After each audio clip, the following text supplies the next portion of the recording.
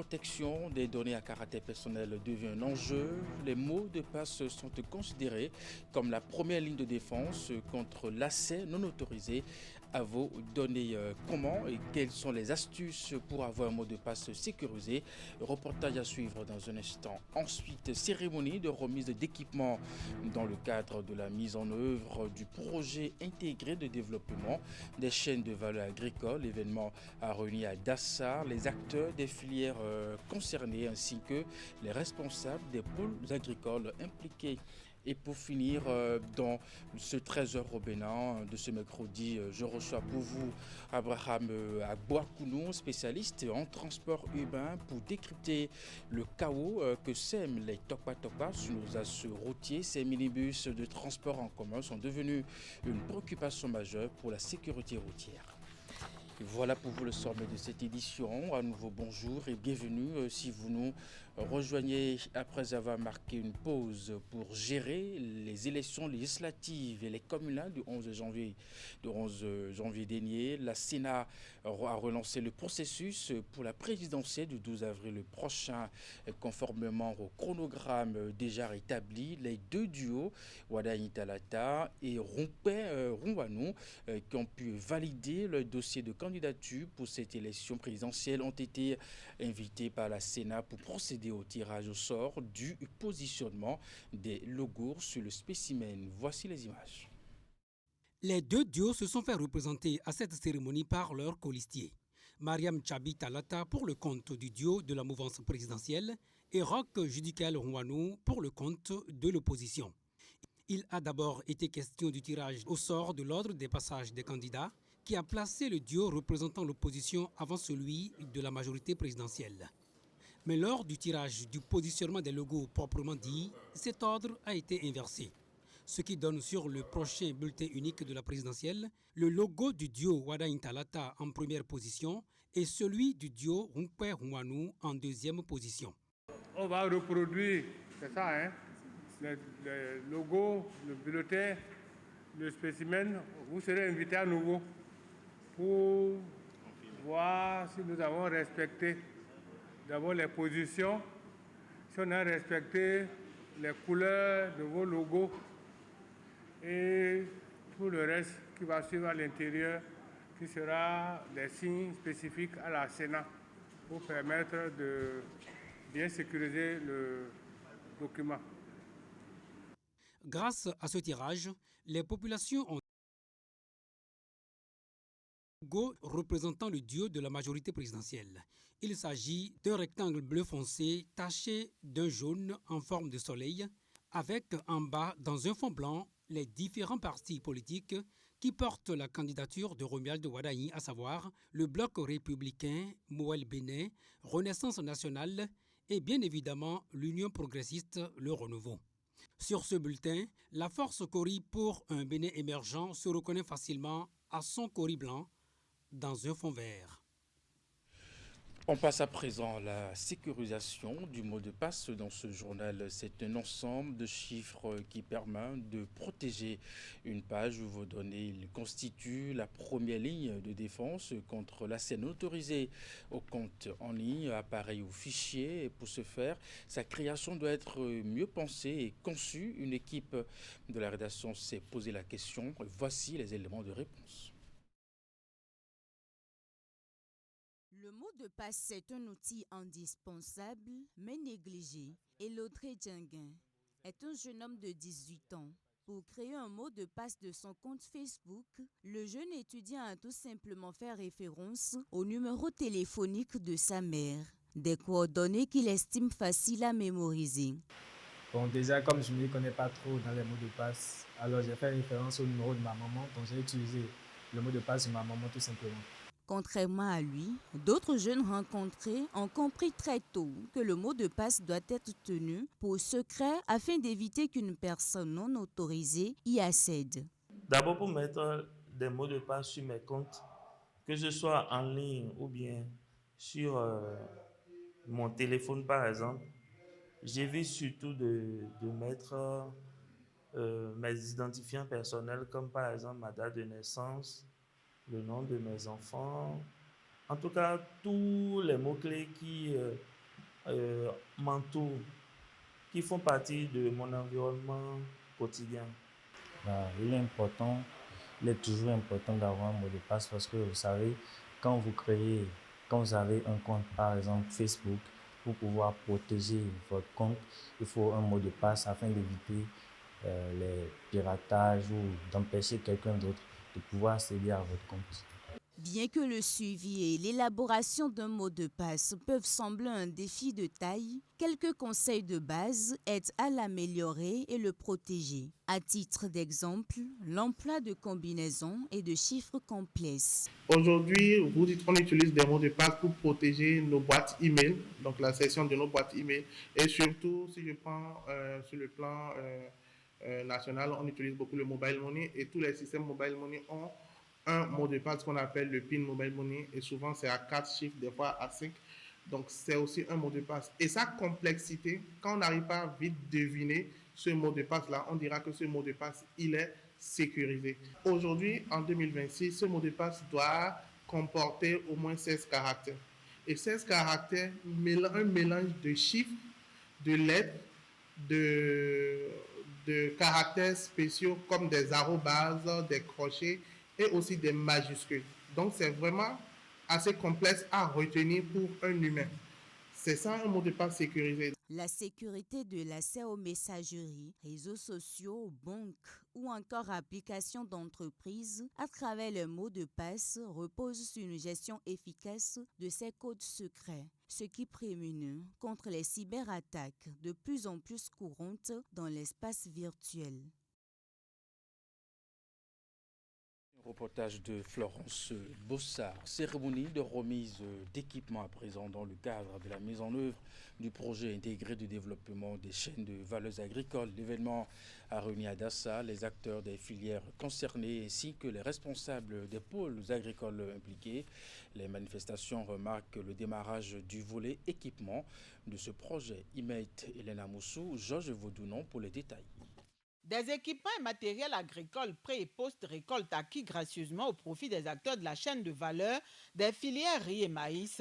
Les engins vont permettre aux bénéficiaires de faire de bonnes semailles, mais également réduire les pertes post-récolte et accroître la productivité. La cérémonie de Dassa marque, selon les responsables du projet de développement intégré des chaînes de valeur agricoles PDICVA, le démarrage de la mise en place des différents équipements dans l'ensemble des communes d'intervention. Nous tenons à exprimer notre profonde gratitude pour la remise des équipements et matériels agricoles. Cette dotation, composée notamment de kits de moissonneuses, d'espateuses et de graineuses de maïs, représente pour nous bien plus qu'un appui matériel. Il s'agit d'un levier majeur de transformation de nos pratiques agricoles, d'une opportunité de renforcer notre productivité. Financé par la Banque islamique de développement et le gouvernement béninois, le PDICVA vise à renforcer la diversité économique, la sécurité alimentaire puis améliorer les revenus des ménages. Le projet, au cours des 2 premières années de mise en œuvre, a travaillé à lever les obstacles qui freinent la production optimale du riz et du maïs. Après les semences et la formation des acteurs, les responsables actionnent le volet équipement du projet. Et parmi ces équipements, nous pouvons citer 500 motopompes destinées aux producteurs de riz du pôle 1, 75 faucheuses de riz réparties de manière équitable selon les superficies des 22 sites rizicoles identifiés dans les pôles 1, pôle 2 et pôle 4. 20 batteuses de riz, 25 moissonneuses batteuses de riz, 20 kits complets de moissonneuses et graineuses pour le maïs, 30 motoculteurs pour améliorer les conditions de préparation des sols dans les 3 pôles de développement agricole et 5 trieuses optiques. Nous sommes à peine à mi-chemin et ils mettent en place tout ce qu'il faut comme package pour accompagner les producteurs et les suivre au moins pendant 2 ans et demi avant la fin de ce projet. Nous continuerons de former les gens, non seulement sur les techniques de production, mais la gestion de la post-récolte. Choisis avec soin et selon des critères bien définis, les bénéficiaires seront assistés dans l'utilisation des équipements, ont promis les responsables du projet. Des recyclages périodiques sont d'ores et déjà programmés. L'idée est de donner plus d'ampleur aux résultats escomptés. Direction, département du Mono, où l'établissement électricité froid du Sud, bien entendu, qui est implanté à Lokossa, souffle ses 32 bougies et l'événement a été couplé avec la mise sur le marché de l'emploi d'une demi-dizaine d'apprenants, bien entendu en fin de formation et l'anniversaire de naissance du président, directeur général de l'établissement, le sieur Marcel Yerouessi. Enfin, le point avec Narcisse Alossé.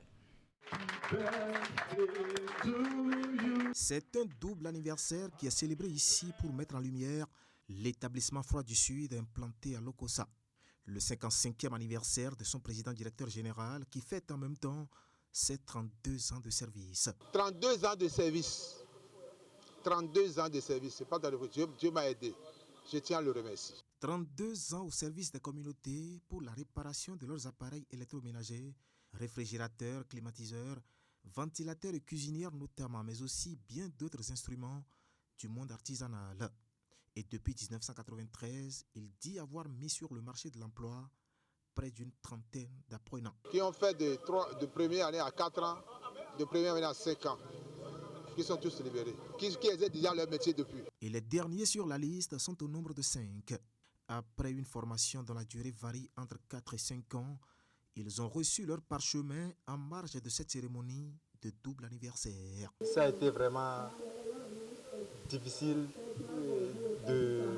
d'apprendre le métier pendant 6 longues années, avec les difficultés, braver la pluie, le soleil, un peu de tout. Mais aujourd'hui, c'est vraiment une grâce de recevoir mon attestation.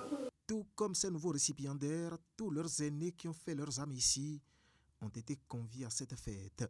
Je suis parmi eux, je suis content. Parce que je veux qu'ils évoluent, je veux qu'ils soient eux-mêmes. Pour prouver au monde entier qu'apprendre un métier, c'est très important. Apprendre un métier, c'est très important. On ne dit que de ça, avec sincérité, rigueur. Et c'est un message adressé à la jeunesse. Les gens ont la maîtrise, ils sont à la maison. Maîtrise en géographie, maîtrise en espagnol, maîtrise en sociologie, maîtrise en anglais, maîtrise en master 2, tout. Aujourd'hui, nos enfants doivent comprendre que ce n'est pas seulement les études qui donnent à manger. Il y a l'autre voie, le métier. Du coup, des conseils ont été prodigués à l'assistance pour l'orientation de leur progéniture par rapport à leur choix de carrière. Il y a eu enfin une pluie de témoignages sur le président directeur général de l'établissement électricité froid du Sud. Un homme qui, selon les intervenants, incarne des valeurs d'humilité et d'intégrité. Son établissement, lui, est installé à l'entrée de Lokossa en venant de Cotonou. Et bien dans la suite de cette édition, sur nos axes routiers, ils sont les maîtres de la circulation. Les topa-topa sont devenus la hantise des automobilistes et des motocyclistes entre arrêts brusques en pleine circulation, refus de priorité et même agressivité au volant. Ces minibus de transport en commun sont devenus justement une préoccupation majeure pour la sécurité routière. Et pour en parler justement dans cette édition, je suis avec Abraham Agbo-Akono, il est spécialiste en transport urbain. Monsieur Agbo-Akono, bonjour. Oui, bonjour, chers journalistes. Bonjour à tous les téléspectateurs. D'entrée, je souhaite une bonne heureuse année à tous les téléspectateurs et aux conducteurs professionnels en particulier. Merci vraiment de votre disponibilité. Première question, est-ce que ce phénomène est question d'un comportement individuel ou d'un dysfonctionnement, je dirais, du transport urbain?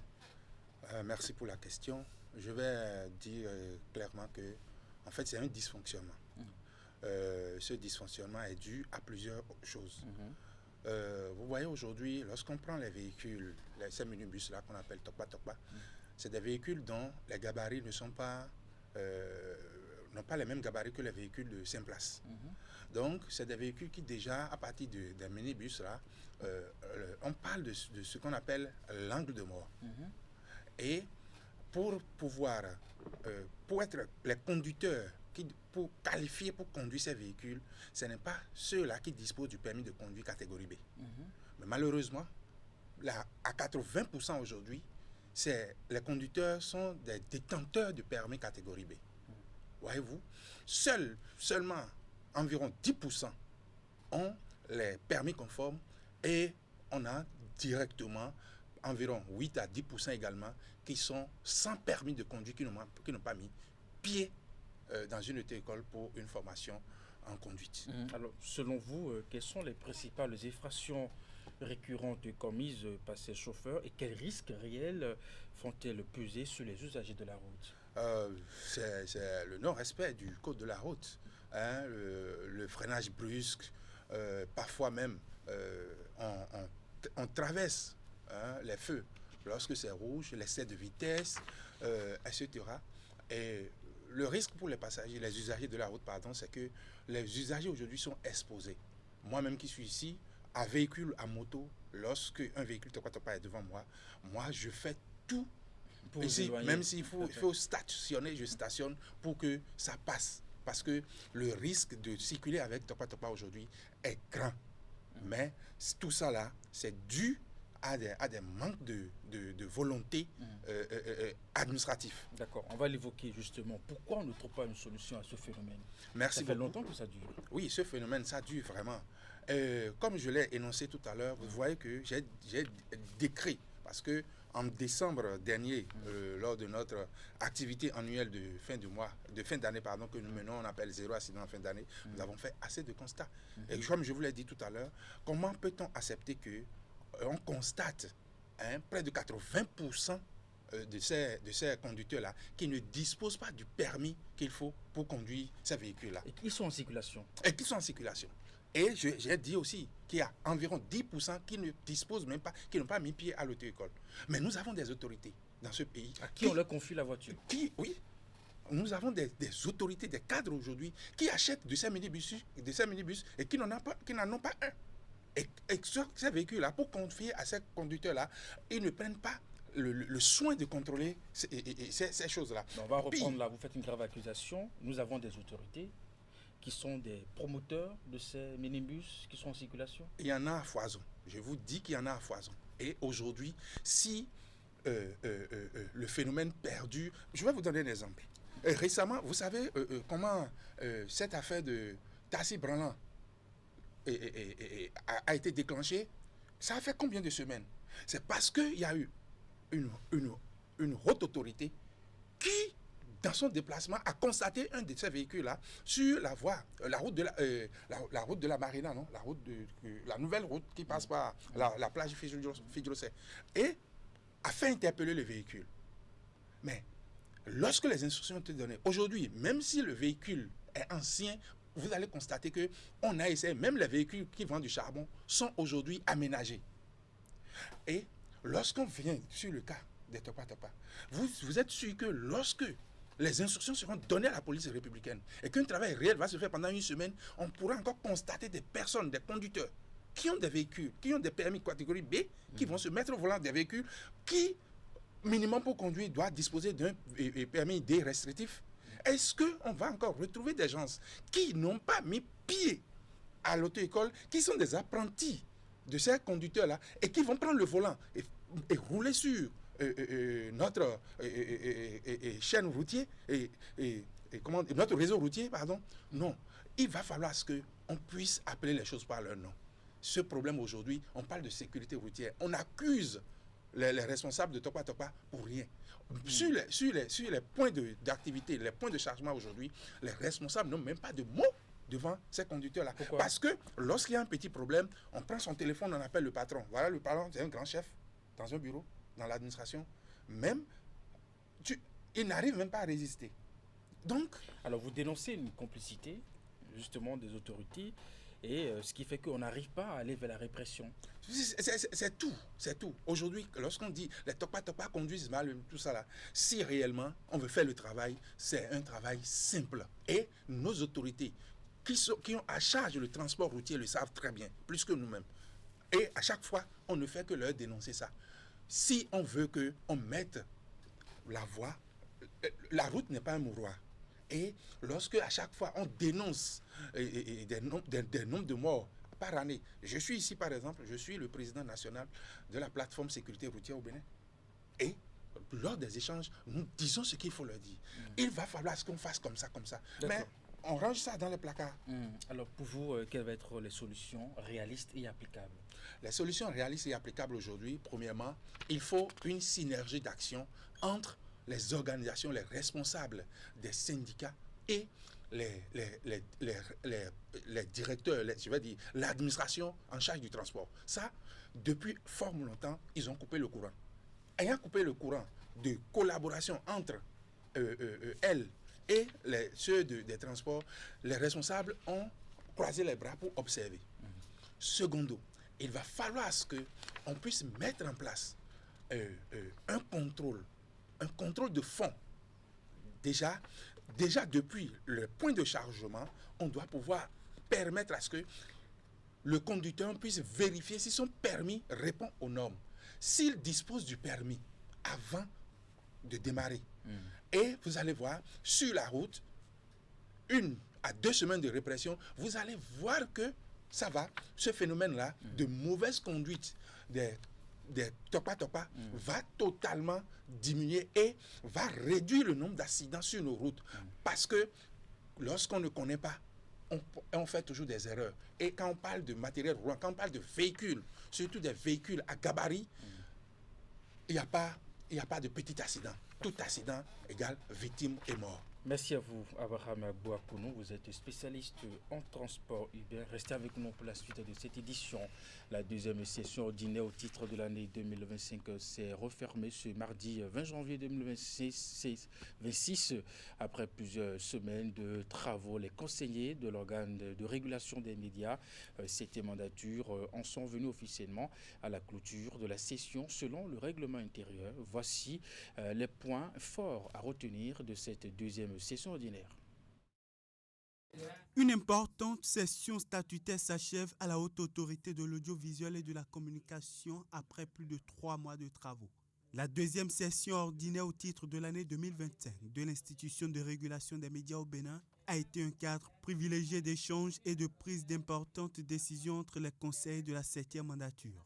Ils ont travaillé à renforcer la régulation des médias en période électorale à l'approche des élections générales de 2026 et à garantir le respect de la liberté de la presse dans un contexte marqué par de nombreux défis. La deuxième session ordinaire de l'année 2025 de la HAC s'est déroulée dans un contexte national particulièrement sensible, marqué par la préparation et l'organisation des élections générales de 2026. Les travaux menés au cours de cette session ont permis à l'institution d'assumer pleinement ses missions constitutionnelles de régulation, d'éveil et d'accompagnement du paysage médiatique national. Au total, 33 rapports relatifs à divers dossiers ont été examinés et 14 décisions ont été prises. À travers les différentes prises de décision précédées de l'examen approfondi des dossiers étudiés au cours de la plénière, la HAC s'accorde le crédit de plusieurs prouesses. Il s'agit, entre autres, de la consolidation du cadre réglementaire applicable aux médias, le renforcement de la discipline et l'assainissement de l'environnement médiatique. Pour Édouard Loko, c'est maintenant que le travail commence. Nous sommes toujours sur le pont, nous n'avons pas encore accosté le navire électoral. Donc, c'est juste pour respecter notre règlement intérieur que nous procédons aujourd'hui à la clôture, mais nous devons rapidement ouvrir des sessions extraordinaires parce que les décisions essentielles de la HAC ne se prennent qu'en session. Au terme de cette deuxième session ordinaire de 2025, la Haute Autorité de l'audiovisuel et de la communication réaffirme sa détermination à poursuivre avec rigueur sa mission de régulation au service de la paix sociale, de la consolidation de l'état de droit et du renforcement de la démocratie. Dans le sport, pour finir, les Guépards vont prendre part à la 27e édition de la Coupe d'Afrique des Nations Seniors, hommes de handball, qui s'ouvre ce 21 janvier 2026 à Kigali, au Rwanda. Logés dans le groupe D, les Guépards feront face, bien entendu, à des adversaires solides et expérimentés pour une aventure qui s'annonce passionnante pour toute nouvelle génération de handballeurs qui devront relever des défis vieux de 30 années. Pour leur entrée en lice, les handballeurs béninois vont affronter les Lions de l'Atlas du Maroc à 13h30 heure du Bénin. Un adversaire qui totalise déjà 21 apparitions continentales. À quelques heures de l'entrée en compétition du Bénin, je vous propose ici une idée de l'état d'esprit du groupe. Nous avons fait une bonne préparation, on s'est bien affûté. Là maintenant, nous sommes à quelques heures du match, notre premier match. Il y a beaucoup d'appréhension. Beaucoup se demandent comment ça va se passer, un peu de stress, mais un esprit conquérant. On va vraiment pour combattre notre adversaire, on ne va pas lui faciliter la tâche. Et tous les joueurs ici présents sont prêts à donner le meilleur d'eux-mêmes, sont prêts à mouiller le maillot pour qu'à la fin du match, il y ait un résultat satisfaisant. Et bien voilà, c'est la fin de cette édition. Merci de l'avoir suivi, de votre fidélité. À 16h, c'est votre bulletin d'information. 19h30, la grande édition de la soirée. Et juste après votre émission, il faut continuer. Portez-vous bien et à très bientôt.